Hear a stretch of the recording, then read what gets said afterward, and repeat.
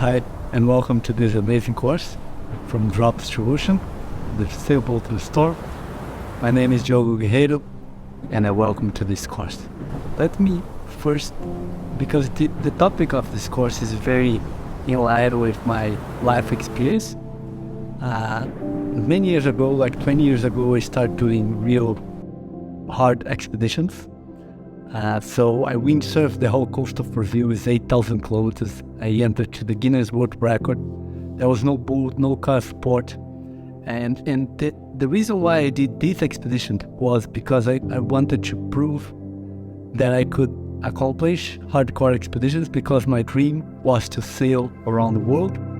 And the effect of that expedition that took 1 year and 2 months allowed me to gather sponsors to pay for my sail around the world trip with my best friend. I was 22 years old at the time. It was 2004. So now you know that I'm not a very young person. But the fact is that I lived on the boat and I sailed around the world for 3 years. And that gave me a very precise understanding of how the dynamics of the ocean works. I'm also a surfer, a windsurfer, a kite surfer. So I did many other expeditions. And this topic is something that I've, as someone like, both as a sailor and a VFX artist, that combination makes me sometimes look through movies, especially the old ones, and see that huge dramatic, huge waves that was created and very precisely executed, but not in a realistic way, in the sense of like how the ocean works, like how the dynamics of deep ocean and storms and how affect the shape of the wave. The wave is not like very hollow, and the sailboat normally you have like to reef the sail, is like you need to put the sail down to make like a very tiny sail, because the winds are very strong and that reduce the effect of the strong wind into the boat. And we're going to discuss all that to create this realistic storm, dramatic storm for a sailboat. And also the goal of this course is to understand that each type of shot, like each camera distance, it requires different effects. And we're going to accomplish that in three different shots. One is a key shot, that's a mid-range, that you can see most of the effects going on, is the most demanding on the hardware and processing, because you also had like the horizon, you are close enough that you need a decent amount of resolution, but at the same time, you still have like, it's a big enough field of view that you need to simulate a bigger area. Then we're going to go for a very open shot of the storm, and we're going to cheat a lot. We're not going to simulate the whole area. We're going to present different tricks that allow us to accomplish that, maybe not in the most realistic way, but enough to portray the idea of that. And lastly, we're going to go in the very close-up shot of the bow of the boat hitting the water, and we're going to use the new tools of Houdini 19.5. We're going to up-res the simulations that we have. We're going to recycle a lot of the elements and just recreate new ones based on the camera and be very precise and also very optimized. So without further ado, let's dive in and let's start analyzing our references. Let's start looking into some real-world references, because I believe that's some key of starting building the world, is to look into the world and see what it's all about. And sometimes if you keep using reference already, like CG reference, after a while you can start to become really far from what the real world is. And when we talk about big waves in deep water, like in open ocean, you don't see a wave that breaks like very like a barrel, like a very vertical and just throw the leap very far ahead. It normally, like, it's like mountains that rolls out, and the wind, um, you see here, like it's, and that's a really bad storm. It's far from what we see in movies in general, because we want very dramatic oceans. So we're going to get into that when we build. We're going to emphasize and make it more dramatic and intense. But this is a really bad weather, and this is Sydney to Hobart. It's a race, a sailing race, from Australia to Tasmania. And in that year, I think it was 1998 or something like that. A lot of people died, many boats sunk. It was really terrible storm, and I took this as a very good reference, because we're going to build this sailboat in a storm. One of the things, you see how small the sail is, because this is riffing. When the wind is very strong, you normally put your sails down. So I'm going to discuss these things with you based on my own background as a sailor, a professional sailor. I sailed around the world, as I mentioned, and that gave me. You see this wave breaking, that gave me good eyes to point out little things that I think sometimes it's missing. So you see the sail is small. In this case, he took completely down the mainsail, the one that's in the mast in the center, and he just kept the Genoa jib on the front. So it's just like to give some directionality to the boat, because the sailboat rolls much worse when you don't have the sail giving one vector in one direction to keep holding the boat down. Like otherwise, the boat going one direction and then going to fully in the other direction, and rolling to both sides very drastically. And the sail helps to give like some stability to the boat. So regarding the movement of the ocean, we see these huge, massive rolling waves, and they are like a very long period waves that being driven by storms that are blowing for many kilometers. And on top of that, we see that the wind is still very strong, and that make the small caps of the wave, and the wave make it unstable and breaking into the white water. So that's a combination of two things. If you have a storm that blow for a few days and then stop, you still see the huge waves going, but they are not a threat because they don't roll. If you just have a very strong wind that just started, you don't have enough time to build the huge wave. So the combination of a huge storm and it's still blowing strong winds make it dangerous, because then make it like these waves to break. And that's the key for the system that we're going to build, because in VFX you rarely build a system that works in all conditions the same. You don't, you try to avoid to have like one huge simulation that address everything that you want to build in your scene. Rather, it's better to have like a lot of little simulations that combine give the look that you want. And the reason for that is that it's much better that, like, okay, my big waves are working, now I need to work on the smaller waves. My smaller waves are working, now I can work on the splash of the boat, and so on. So it's much better to tackle these complex shots, dividing it and attacking each step like in small steps and small chunks, and it's more manageable. You can think about it in the sense of like you have to work, that system should work, and that's the base for a next system to be built on top of that. And if you're working with a client or a supervisor in your studio, it will be easier for you to go back and fix whatever they are talking that's not working, because sometimes many of the aspects of your shot are working very well and some of them are not. And then you can just go and say, okay, the boat, I need more splash from the boat. Imagine if you have like the splash of the boat confined to the whole simulation of the ocean, then you need to go and reseam the whole thing, and it might not give the same look. And it's so, yeah, that's the best approach. And look the size of this wave. So that's a huge wave, is a massive mountain. On top of that, you see like some rolling white water. There is like a wave on top of the wave. That's the look to me. If we go back here, you see exactly what I mean. You see the huge massive wave. And let me just stop right there. There is a moment that you can see, okay, that's a big wave.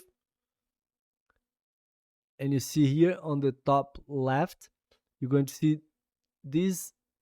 It of course is part of this wave, but the weight break is not going from here all the way to the top in one break. It rolls out, and there is another wave inside this wave, and another one, and another. You see here is another wave, and here is another wave. So it's a one small wave, another small wave, and the combination of that.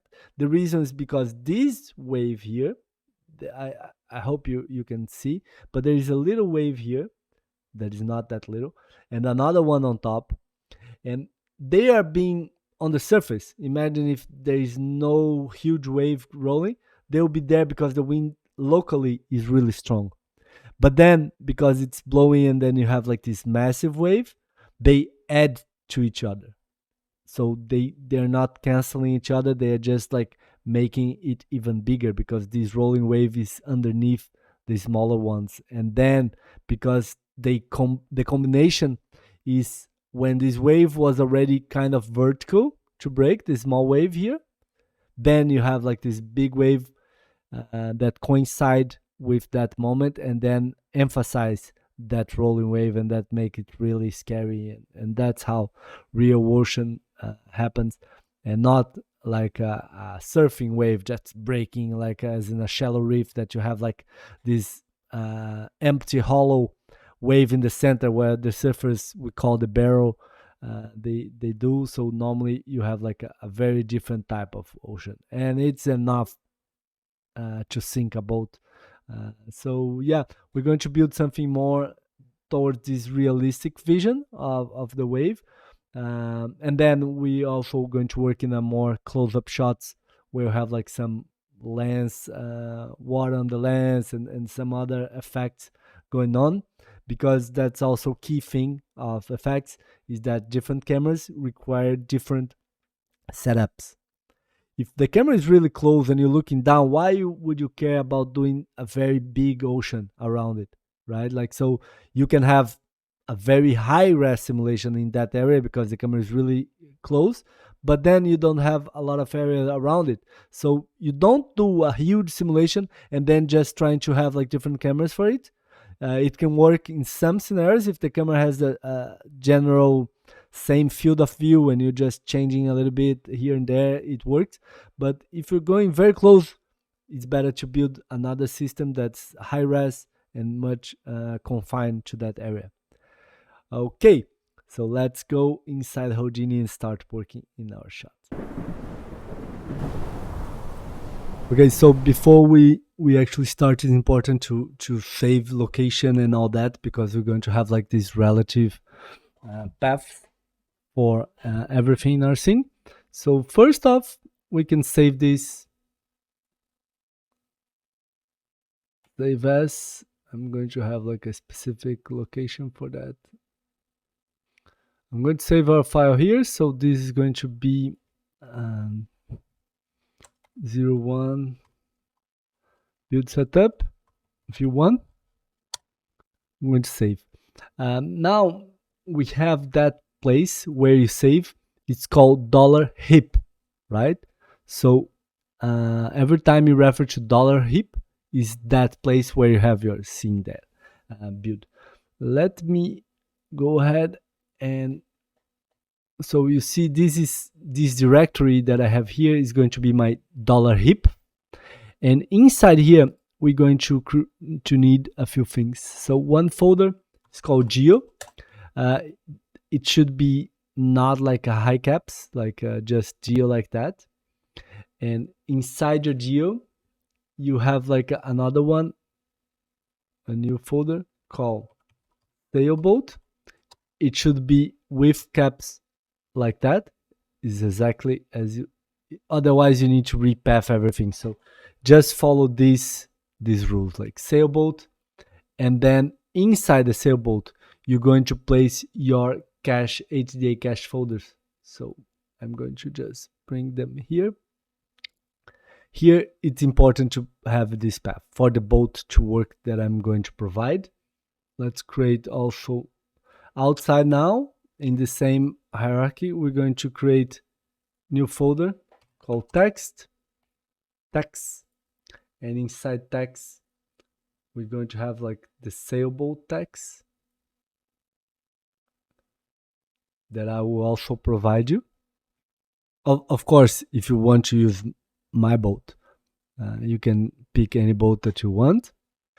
There is something else, like sometimes you build your scene in one hard drive and you want your caches for the ocean to be in another one, or sometimes you want to use the same one. In this case, I'm going to show you in the same one. So I'm going to just create a folder here. I'll call this caches, right? And now that I have this folder here, I'm going to double click and then copy this path. I'm going to come to your file, and in here in edit, you can come to alias and variables, and then you click in the variables tab, and then you write like here cache, wherever you want to call, and then you paste that path. Okay, this one is whatever you want to name it, and then this is the path. Okay, now we have set. For what is that for? If I come here and do like a file cache, for example, when we start caching, the heap is that path. Like if I middle click with my middle mouse button, I'll have like the path where I save this. But if instead you come here and say, okay, I want to do like a cache, in this case you need to set the dollar, right? But when I save the path here, you don't need. It's just you just write cache. Okay. Now when I middle click, it's going to go on that path, and then the $s is whatever you name this. We're always going to have correct names, so we don't need to rename all the time everything, and that's so. If I now load my sailboat, CG Madden sailboat, the boat is going to be loaded in because it's reading the cache in the correct path location. All right. So the boat's in scale, and if you middle click here, you're going to see that the size of the boat is 12 meters. It's a small boat. The reason why I wanted a small vintage sailboat is just because we can have like more the sense of big waves if we have a smaller boat, but the proportions of all is correct. So that's the boat that we're going to have. And I added a few controls here on this level.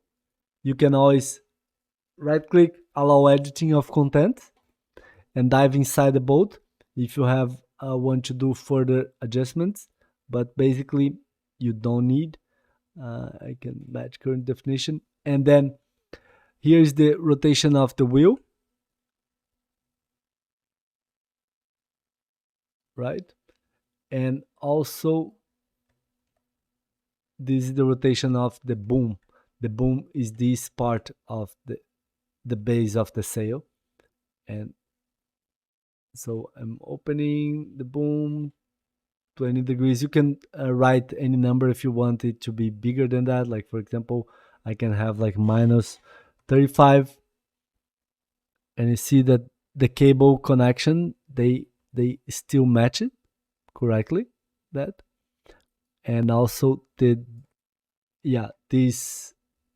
it more or less matches to some extent, but you see here it's starting to work, and like 18 start to be a little bit better.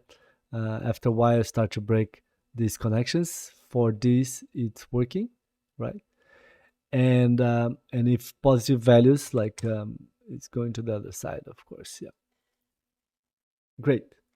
So we have our boat. The reason why I brought the boat is going to be at this stage before we animate anything. It's just going to be our reference for building our ocean. Inside the interface, I'm going to use like a pen just to draw a few things here. So let me make this dark background. I press D here, and then background dark.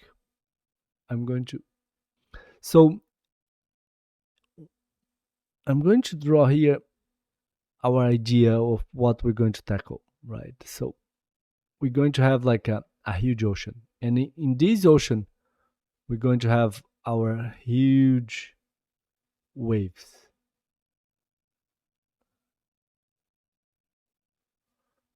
See, like this, the huge waves are rolling. So this is the underlying ocean. Okay, this ocean is not. We're not going to simulate this ocean, right? So let me change the color. And on top of that, we're going to have our simulated ocean that has like these waves are breaking here. Nice drawing, right? Like so, yeah. I set the bar very high for this course now that you see that I can draw so good. You might think, why you're doing effects if you could just draw everything? Yeah, I know. So yeah, this is the pink is a simulation that we're going to run, and the simulation is going to be distorted by that, by the ocean, the big waves, and that's going to give the effect that we're looking for. Instead of having this massive wave that breaks like that, it doesn't happen like in real ocean. Like you have like your sailboat here, and sometimes you see that in movies, especially older movies, and then the boat is there and the wave is breaking like that. For that to happen, you need to have at least half of the depth should be the size of the wave, and the depth of the ocean, the ground, should be at least half of the size of the wave. And we're talking about open ocean where the depth here is like 5 kilometers, like it's something huge. So the reason why the wave is breaking here is because the bottom part is getting decelerated by the bottom, the friction with the ground. And so this bottom part of the wave is going that way. Is not going that way specific, but is decelerating, and this top part keep pushing forward because of the inertia and the movement of the waves. So then it creates this very abrupt difference on the speed, and then it make that. In this case, it's different. What's happening here is that the waves are accelerating, and so this part is kind of like being affected by the wind because it's higher now, and this part is a little bit on the shade of the wind, and it gets decelerated, and this consistent movement of the wind pushing that, and then this area on the bottom getting less. It's not moving that way, it's still moving that way, but like a tiny vector and a big vector here, and then it created this. So it's more gradually, and that's why the wave doesn't break like that. I think that's key to understand what we're going to achieve. Okay, with that said, let's start building our system. I want to show you this clip just to show you. You see that wave? Imagine if we don't have the surfer here, and without the buildings and everything, it would be hard to see exactly the size of the wave. But there is a couple of hints. The first one is the speed. Bigger waves look like they're lower. It's just because the gravity is the same, and the particles from here to here takes a long time because it's very high. And that's what our eyes can understand, like this is a really big wave instead of the small wave that breaks ahead. The amount of white water, of course, and all that. But when you start building a scene, it's really important to have some references. Humans are a really great reference because you look to a human, you understand the range of the size of a human and how big anything in your scene is. And also buildings, things that you look to, you know the size of the doors, and then it make you understand the size of your scene. Oceans are very hard to pick good size, and simulated ocean specifically, because the particle simulation make the size of the splashes can make it like really big, and that will draw us out of the scene because it doesn't look right. The scale looks strange, so it's always good to have like some real references for that. Okay, I provided you with a boat. So if you go into the scene and type geometry, because you need to be inside the geo, the HDA level that I built is to be placed inside the geometry. Let's call this sail boat in. I'm just bringing this in because that's going to be our scale to build everything. Okay, let's work on our big waves, right? I'm going to bring back to light. And let's create another one, another geo node here. Let's call this big waves geo. Okay. And for that, I guess we can start. Now let's do it from scratch. Like, so let's place a grid. I want to make it 170 by 170. Yeah, that's good. We need a spectrum, ocean evaluate, and the ocean spectrum, right? All right. So this give us a type of noise that emulates the movement of the waves in the ocean. And this is to evaluate this noise so we can visualize in our viewport what's going on, but also offers a couple of more things. If you're not rendering inside Houdini, if you're using external renderer, you might need to export the texture maps. In our case, we're going to save the spectra that is going to contain the information about this noise without needing to save every single frame for the noise to be displace our geometry at the end. We're going to worry about that later, but for now, you just need to plug this in here. For this to work, it's actually deforming the geometry in this stage, so we need a lot of resolution to be able to see that, right? So we can do like 1024, 1024, and it's here is what the default values give us. All right, so let me change this. Instead of visualizing, let me show the boat, and instead of, I'm going to choose the smooth, and I'm going to disable the grid so you can see. All right, the first thing that you see here is the resolution exponent. In this case, the resolution exponent, it refers to how much details we're going to have. Like if we have like a tree here, it's going to be very rough, broad shapes in general. Doesn't matter how much geometry you have here. The volume that is the noise here doesn't have enough information. So all this has one single value for the noise, all these other square.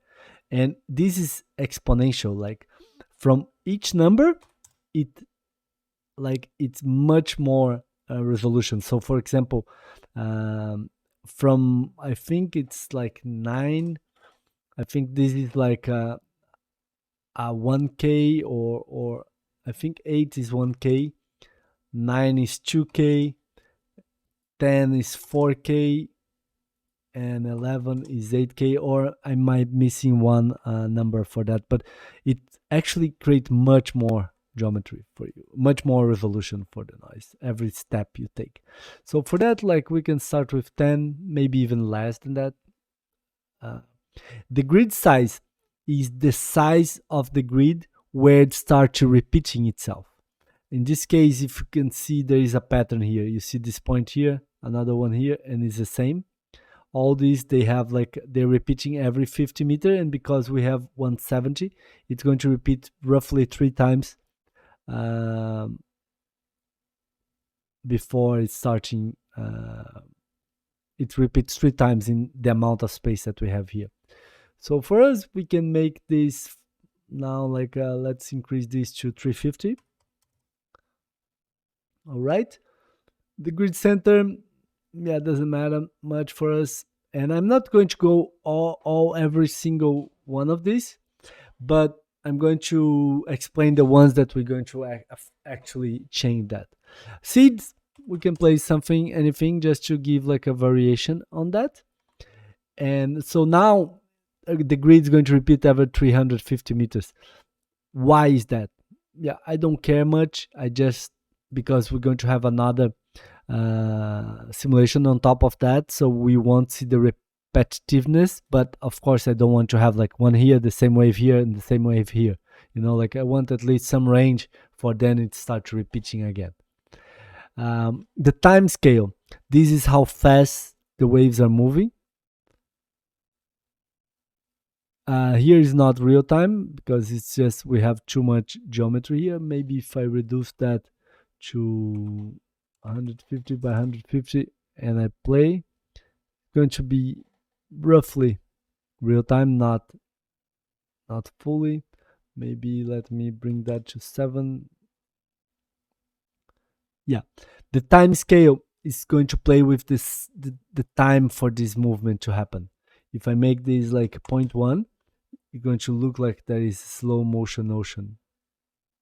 Because these are the big waves, what I want to do is to play a little bit with that. It's not simulated, so it's fine if you play a little bit. So this is going to move like as 0.85, just going to give a good feel for us for the movement of these giant waves that we're going to have.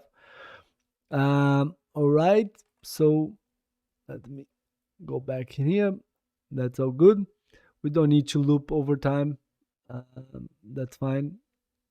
And also now we start to play with the parameters here.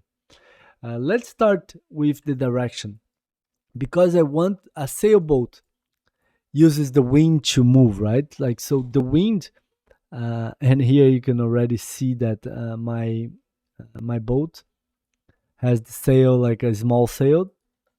It's just like this storm jib in front, and the main sail is kind of like reef, we call when it's bringing down a little bit, so it's not like fully to the top of the mast because it's a storm. So it's natural that it's lowered and smaller.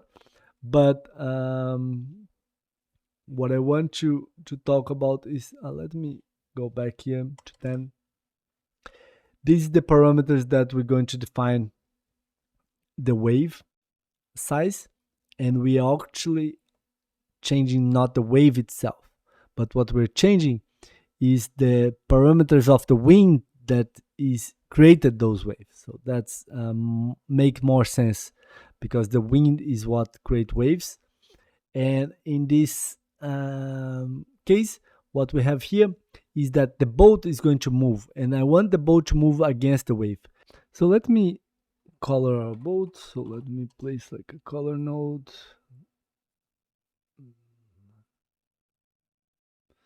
Just to visualize it better. So the boat, a sailboat, doesn't travel 100% against the wind. So if the wind is blowing in this direction and the waves more or less they follow the direction of the wind, I say more or less because if the wind shifts, the wave take longer for correctly start flowing the same direction of the wind, and they might be more messy and more waves in different directions crashing against each other. So the boat should be able to follow that path. If the ones go in this direction, the sailboat would normally go like that, and then it's going to tackle, that is the changing of direction, and then here and then there, right? Like it's going to do this path. Instead of animating the boat sideways, I want to keep animating them in the correct axis, in the x-axis in this case. So it's easier for simulating if it's changing one of the axes. Otherwise, the size of your container should be too big. So for that, we're going to change we're going to change the direction of the wave. I want the waves to be 45 degrees. And then we need to play with the speed of the ocean, the wind. So let me make 12. We'll start to getting like these big waves. And then the swell direction is how messy it is. Like if I make the swell 1, it has a more direction is more like in the same direction flowing. If like a swell of 0, it make it more messier. Let me make this like that. You're going to see this is with 0, and then the swell of 1, they align more, right? So that's the one of the things. So I'm going to keep the swell as 1, and the fetch is the kilometers of like how much kilometers the wind is blowing on the ocean. If you have like a very small fetch, it's very tiny waves, one close to the other. It's just a local wind, and this is what build big swells is for many kilometers. So if I make this even bigger, you're going to see like these massive waves more apart from each other. And if I make like these 3 kilometers, you're going to see a lot of little waves, just one after another. So in our case, we're looking for this ocean, like the big waves. And choppiness, yeah, we can keep like that, maybe like 6.5, doesn't matter much, it's fine. We can keep like the default for that. So, okay, let's go to the amplitude tab. And in this one is a multiplier of that for the scale. I want to just reduce this a little bit, right? And the boat is in that direction, but we're going to move the boat in the opposite direction, so it's fine. I can just do like a transform here for now, just for the moment, and flip it. Yep. And we have our waves coming like that. That's great, right? So yeah, we don't need to worry with any of that for now. Like the other tabs for this, we're going to talk about it later with our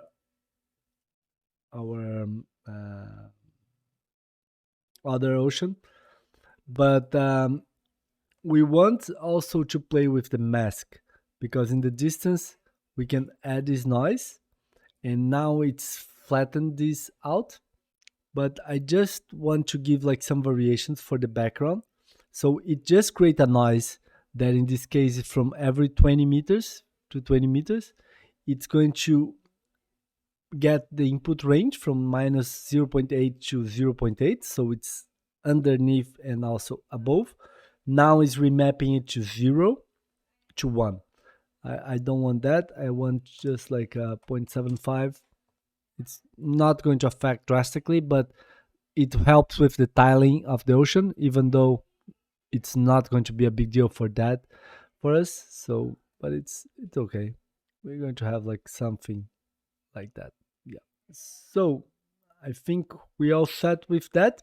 In the next lesson, we're going to come back and starting to build our simulation. And I'm going to explain how we're going to tackle to have like a large scale simulation with variable resolutions. So see you in the next one. Thank you. Let me explain again what we're going to do. So we're going to have like a low res sim that's going to run on flat. So this simulation is going to run, it's going to have like the same, is going to be driven by one spectrum that is nothing to do with these big waves. It's a different one that we're going to use. We're going to use the wave tank for that, right? And we're going to have like a low res simulation just for the area of the boat, the foreground area. With that in mind, what happens is that we're going to be able to, after the simulation happened, we're going to be able to animate the boat. So we animate the boat on top of that. So the boat is going to follow along. Then we're going to have the boat running correctly. And then we run a higher res simulation that's going to contain the boat and is going to give us the splashes and the interaction of the boat in the correct places. Because when you uprise the resolution, it might have a few changes in the look of your ocean, but nothing that drastically affect the placement of the boat, so it's going to work. That's how we're going to approach this. We're going to run a low res for here. We're going to up res after we have the boat simulated based on the low res sim. Okay, and but before we animate the boat, we're going to have like a few extra steps because we need our simulation to be also driven by this underlying ocean grid, and then from that on, we're going to add like different patches of simulation, low res simulations around the main area. Let's start by the shelf. I want to go ahead and create this. Select object follow, just press enter. We don't need, and enter again. The boat is not going to move for a long space for you to keep tracking it. The reason why is because it's a storm. The boat's going against the storm with the wind, so it moves very slowly, and every wave that hits stops the boat, and the boat is going to move from here to here after 10 seconds. Like it's not a big deal. The reason why I start with the shelf tool is just because it links a lot of parameters, just save you a good amount of time. We don't need the fluid interior for now. We don't need this extended for now. We don't need this. We just have this. In order, it should be the initial tank, the simulation, and the imported ocean. Let's dive inside the initial tank. We don't need to delete anything from the simulation. So, and this stage, we're just going to have the low res. We don't need this cache for now. It's going to work well. And let's dive a few parameters. The resolution that I'm going to use is based on my machine. I have a good, powerful machine. You can just understand the resources that you have. Like if you ever did anything in simulation, I'd suggest you can start with a particle separation of 1.1, 0.1 is a good low res simulation. I go a little bit further. I'm going to do like 0.6. It's not going to take a while on my machine. Don't worry too much with the first one. It's just to have the correct movement. Just don't go too low, otherwise you might have like a very different look when you upres your simulation. The size of my container here, I'm going to disable this. We don't need. The size is going to be 60 by 5 by 50.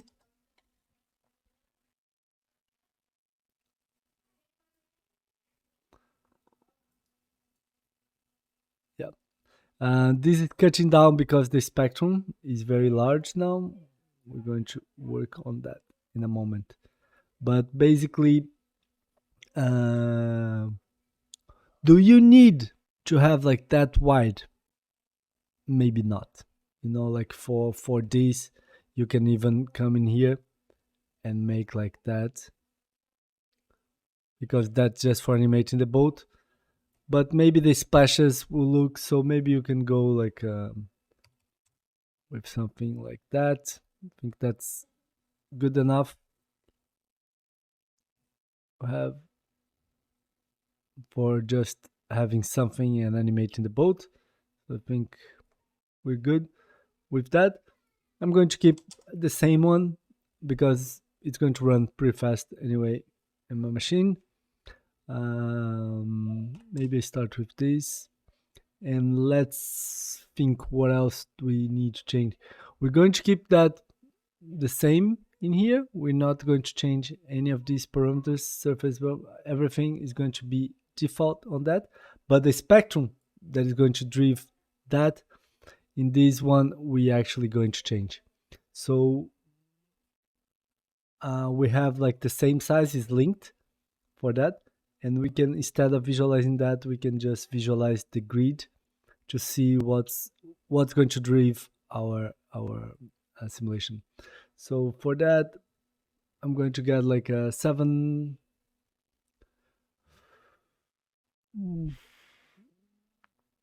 Yeah, it can be this. The speed, I make it like 7, a little bit more speed. The fetch of the ocean, I'm going to reduce it a lot because this is the local wind that is blowing around that. And the swell, I'm going to make it 0.7. I'm not going to change the direction for this one. They can run like a kind of like in the same direction. And yeah, I think that's good. Amplitude we can keep. Wave instancing, we don't worry. We're not going to worry with the mask. So we're going to have like these waves. Yeah, it looks all right, I guess. So, all right. Let's go inside our DOP network. And I'm going to have like this chain. We don't have the boat, we don't have any collision for now, so it's all good. What I'm going to do is just going to add like a pop drag. The pop drag creates like a drag, like some type of resistance from the air. So I'm going to plug this in particle velocity, but reduce this to 0.01. And let's go inside here. Substeps we can keep as a default. Particle motion, we don't need to change anything here. It's using narrowband. The narrowband, you see that our box is going all the way to the bottom. It's just extrapolating a little bit on the place that matters. So it's the surface where you really have like the information that's important for our scene. And around the collisions, if we have collision, in this case we don't have, but it also creates this bandwidth thickness for that. So it's just saving resources to just focus on the parts that we want. So we keep the narrowband on. Most of the settings we're going to change are more related to the real high res scene. So for that is everything linked. So the volume motion limits we're going to keep as is. Everything is going to be the same.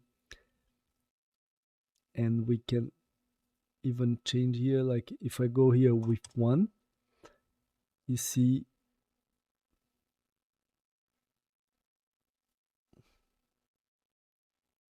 we have the simulation running correctly. This is a bit like to see what you want and how you want the simulation to happen. So there is a lot to do with the look that you're chasing. In this case, for this, what I'm looking for is waves that just breaks and rolls and some like the dynamic that are going to be distorted by the big grid. So that's what we need like that. It's some smaller waves, as we saw in the reference, that really breaks. For example, this one is going to break here. So I'm going to run this low res sim and have a look on it. Okay, after running a few frames, I realized I didn't like the look. So I want to come back and tweak the spectrum information in here. So the grid size, I want to increase this. Let me increase this grid so we can better see what's going on, like 500 by 500. I'm going to change this to 80. Yeah, a little bit bigger. We keep everything the same. I also want to have the same angle because then it's going to add to the wave. So I decided to go like this way. Speed, let's reduce to 5. Patch, ocean swell, let's increase that. I want more directionality for that. And the patch, I want to have like maybe 40 kilometers, so it makes it much bigger. Choppiness, I want to reduce like 4, 5, so it doesn't. The intersection here doesn't matter because we're looking to the geometry, but that's is going to a force going to be inside driving our particles on the simulation. The amplitude, I want to change this to maybe 2.5. Yeah, it's looking good. I think now I have like the look that I want, and it's just about running the simulation. I'm going to run and come back, and in the next lesson, we're going to start evaluating what we have and understanding how we're going to uh, distort that with our underlying geometry of the ocean. See you. Before we catch this, let's optimize for the animation. We don't need to have like as big again. I'm going to change this to something like maybe 25. Yeah, I think that's enough for us to get the correct. Maybe 28. Yeah, this is good. Okay, I'll cash out and come back. So here it is. The low res sim took, it was quite fast with the smaller area and all that. I'm went for all the 240 frames. You always need to count that the first maybe 50, 100 frames is pre-cache. It doesn't going to be counting your render because it's just building up. So let's first evaluate the particles. So here's the waves. They look awesome. Exactly what we're looking for. We have this. And now this is just like kind of like a small chunk, right? Like we need the big waves on top of that. Or actually this on top of the big waves. So for that, we need to extract just the surface. Let me use this. We're going to use the particle fluid surface for extracting that, but the final geometry is going to be something different. We're going to build our custom surfacing so we can have a little bit more control over that. I'm going to just do that. Okay, we have our waves. We need to keep just the top part. So if your is looking like that, you can just change, and you can also change this to surface polygon instead of polygon soup. And let's visualize the velocity. Yeah, just to have like some range of like that. Yeah, so great. Also, we need to come to the regions tab here and disable closed boundaries. It should have worked. I'm not sure why it's not. Oh, okay, just because my boundaries for that is a little bit bigger. So just because I changed this, there is a few versions here, but this is the with the correct boundaries that you're going to have. It's just going to give you exactly this, right? So you just disable that, and what that does, like if I go here and do manually this, I can just come here, uncheck that, the link, and reduce that. You're going to see that there'll be a moment where it's going to cut down and intersect, and then yeah, it's going to give us that. So I'm just overshooting here, but basically, if I do like maybe 52, 50, yeah, enough. And then here, 20, 18. Yeah, it cut down everything for us. That's great. But I have cached already. So I have the cache here. And that's what we need to be able to animate our boat. So we have the waves are breaking, they're moving, and everything is working well. But now we need to bring the big wave.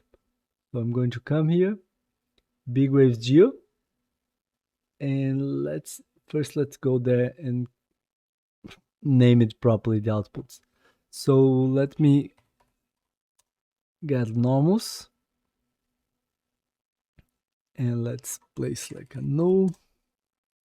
Let's call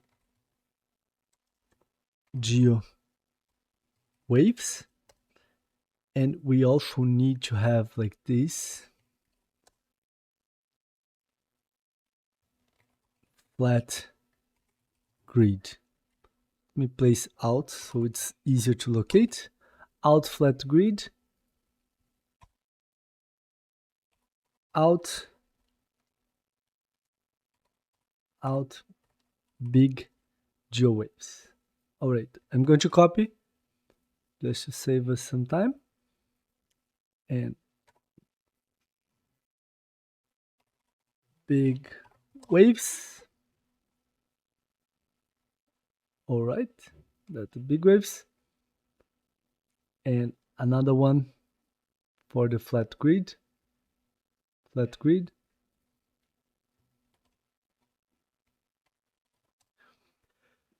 All right. The reason why I'm bringing those is because we're going to use a node called point deform. And if we come here, that's the mesh to deform.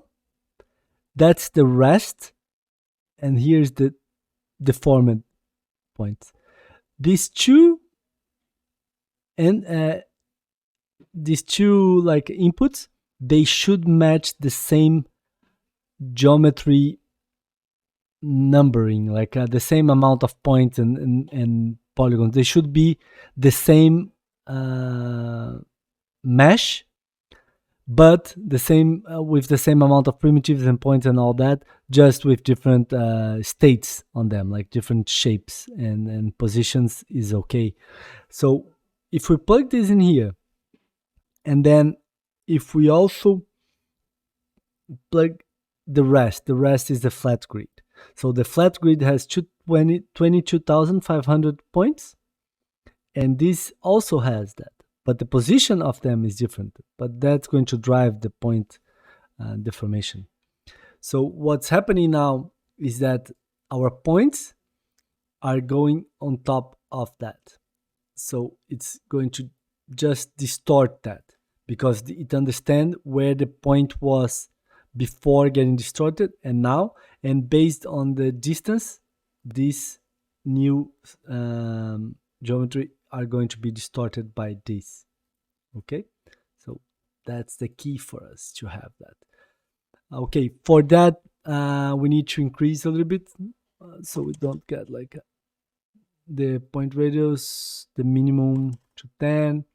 It's going to just give us more correct deformation for it. So now we have something like that, like we have the real simulation. You see this big wave, they're going to break and with all the white water, and we're going to have like that distorted by the big waves. And another technique that people often use is just have the geometry of the big wave and use white water in some areas to get like the look of the white water falling, but they're going to lack this extra step of details of the wave really breaking, of the underlying wave, and then white water on top. It gives the real look for that is to have like a real simulation on top of the grid. So that's really key for the effect that we are searching for. Okay, now we have the deformation of our surfacing, and we are going to have like something that we can animate our boat on top of that.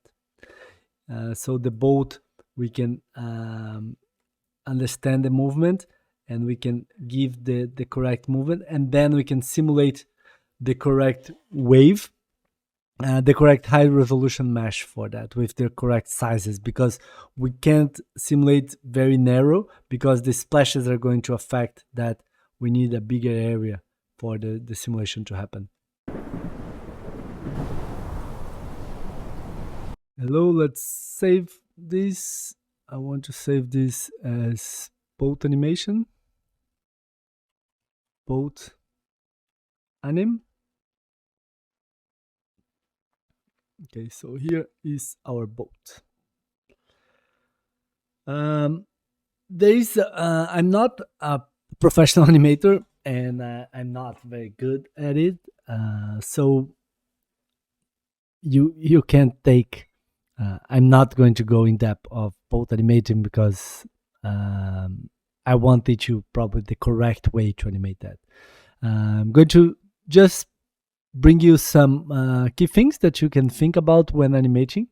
Instead of animating everything into one node, you can have like a set of different nodes for that. Like for example, you can set like a one transform, and the first transform we're going to have like let me do like this. Let's this translate x flat, for example, and then this node, we're going to rotate this as we had before. And also you see that I have the boat with the wind in this open to this side, the genoa, but we want the other way around, so I need to mirror it. So just going to mirror that because the wind is coming in this direction, so this sail should be going that way, but not like that. So this is 0, this is 1, and this is 0. And keep original. No. Yeah, now I think we have it correctly. So yeah, the wind is blowing this way and the sail is open that way. This main one, we're going to work on that later, but it's centered, so it doesn't have a shape, doesn't matter. We're going to simulate that with vellum. So okay, the first node, we're going to just take care of the animating on the x-axis. So what I'm going to do in this one is just like just to show you, we're going to keyframe this node. So I'm going to go back to frame 1. We don't need to animate scenes from frame 1, but I will. So I'm going to just press Alt and click. And the first one, we're going to have like the 0. I also want to have the pivot. It's important to have like that in the correct place for the rotation. So I want to go this in like 0.5 and here minus 0.5. So it's rotating more or less in the center. This part of the boat is very heavy. It's made of like a very heavy steel like material, and it just is the ballast of the boat, so it make the boat heavier here to give stability to the boat. So the center of mass, it's normally around this area because this is very, very heavy, and also the keel. Okay, in a catamaran is a little bit different, but for that is like that. And then what we would have here is just like the animation of the boat. So we can come here and say like 14 or 15, for example. Okay, starting like that. And then at the end, we can be like around 2. Oh, sorry, this is 14 more or less, and then I'm going to move all the way to the end, and this is 2. So in 10 seconds from here to here, in 10 seconds, or at least like I would say like here we can keep like this as 0, so we have like it's in the center, and then we can start animation after frame 48 because before the ocean is not set yet, it's still building. So in here we can do like the 14. All right, and then we have like this the general movement of the boat in that. So it's moving from 48 to 240, around 200 frames. It's giving us roughly 12 meters of change. It's a slow movement. You know, like if you look to here, the boat is moving slow, and that's not how the boat will move because it needs to stop and start again every wave. So what we would do is just like go in here, and then we go here, and then we move this a little bit further because there was a wave here, and then you tweak just to give the rough idea for the animation. You move a little bit faster here, and then there is this wave. It's going to go back here a little bit. You know, it's that's why I'm not like a really good animator. I'm going to provide you the animation that I have for the setup that I have, and then you would come. Okay, you build that. We build this one a little bit further here, and then you create another one that is the transformation of the y-axis, for example. We can say this. Let me build from scratch. So we have like a transform, and this transform now is a different thing. We can set this to the, because you see that the axis here is wrong. So what we can do is a center pivot. Center pivot allow us to give us this. I think labs have this interaction. I'm not sure, but anyway, $CX is just getting the centroid in this x axis for the pivot, right?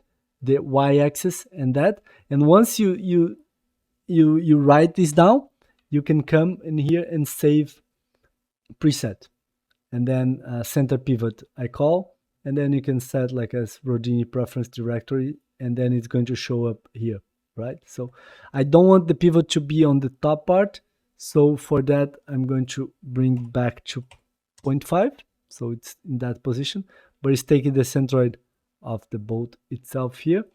And now I want to just play with that parameter, is the y parameter. So I'm going to come back to the 1.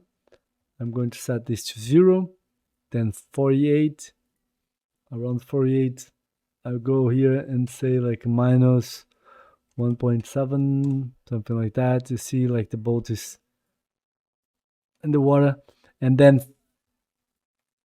out click to keyframe it, and then we need to keep moving. Like for example, frame 60 now can be around 2.6, you know, like, so it's still in the water, and then you keep doing that. But you see that we're not rotating it. You can do another after you do all of that. I have done that before, so I'm just going to paste here, example here, actually these two guys here.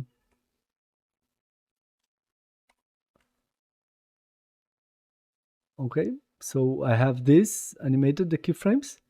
Then you can come and, okay, let's do the rotation in the z axis. So I did the pivot translation to the correct place, and now we're actually like moving it, and giving the rotation on this axis, just this movement, you know. And with that you can achieve, like in the end, like you can break down into more small chunks. You see, like it's just falling and then moving and then going ahead and giving the movement for that. Remember that this stage is not the final one, but it roughly needs to have the animation that you want, because that's going to affect the new high res simulation that we're going to do with the boat in place. That's going to give the splashes. So it roughly should be, but after the final you can do small tweaks to make it better. Okay, so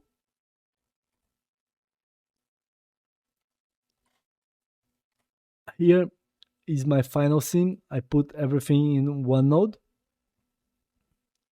So yeah,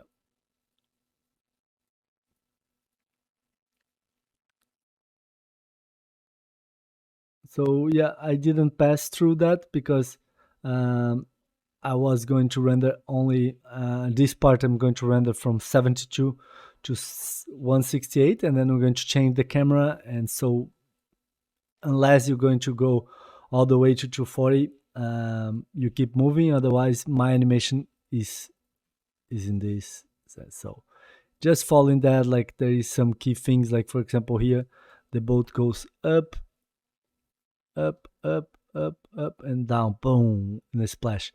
You see that the water is going over it, but remember that in the real one, first the water is actually going to go on top of the boat because it's a very small boat for the big ocean, so it's going to be washed out all the time. But also the real animation, we're going to have like a collision and the water is going to go away from this area also. So don't worry when you animate that, and then keep in mind that it's just for the splashes. It should fit this angle of the boat. It makes sense to say boat. The wind is blowing this direction, so the boat is tilted in this X rotation as well. And yeah, that's my transform in one node just to give you guys. I also can provide you the other one is a little bit more chunky. So yeah, this is all the nodes that I had. So we have like some adjustments and then rotation in one axis, the other one. I provide both of these. This one's a bit more, I didn't like much because then you start to have like a lot of keyframes. So I refined that, looking to these ones, to this one, and just placing the boat in the key places, and then having more smooth transition with less keyframes from one state to another one. So that's why. So I call this final anim. Oh, final anim. Okay. So final anim. Let me color that. This one. I like to color nodes that I have like keyframes on them, so I know that they need to. If I need to change something, makes sense to have the color when your graphs start to get really big. Now, okay, in the next lesson, we're going to start building the collision geometry for the boat, and see you there.